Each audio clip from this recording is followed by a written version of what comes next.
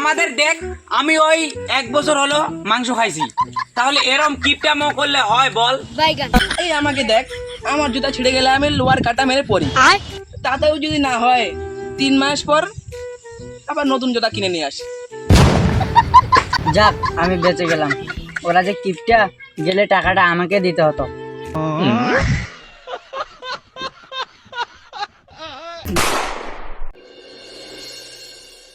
বুঝলি, আমাদের বাড়ির পাশে একটা ছেলে আছে, সে ছিঁড়া চাড্ডি সেলাই করে আবার পরে, আবার 3 দিন পর দেখছি আবার সেলাই করে পড়ছে। আরে ভাই তুই ঠিক কথাই বলছস, আমাদের গ্রামে ওরম একটা আছে, তারে তো আমি কোনোদিন বাজার করতে দেখি না, আর মাংস যে কবে খাইছে ওটা তো ধরার কথা না।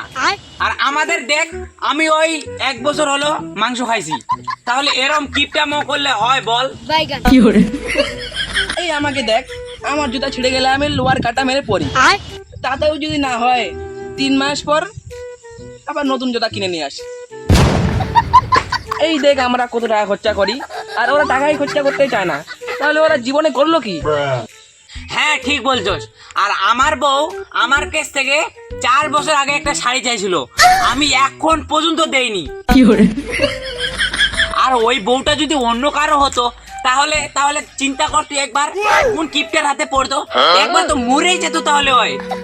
হ্যাঁ আর একটা জিনিস লক্ষ্য কর, এই বাজার ঘাটে যদি বিড়ি পোঙ্গা হলে পড়ে থাকে না, ওগুলো যদি পড়ে থাকে তাহলে বাচ্চা কাচ্চা খেয়ে নষ্ট হয়ে যাবে, আর তার জন্য আমি কুড়িয়ে খাই নাই।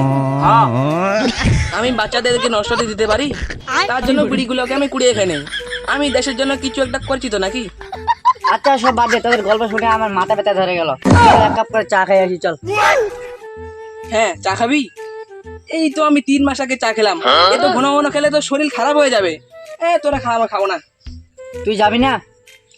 তাহলে এই ম্যাম তুই চল। এই চা খাওয়া যাবো না, এই 20-25 দিন হলো আমি চা খেয়েছি, এত তাড়াতাড়ি চা খাওয়া ভালো না।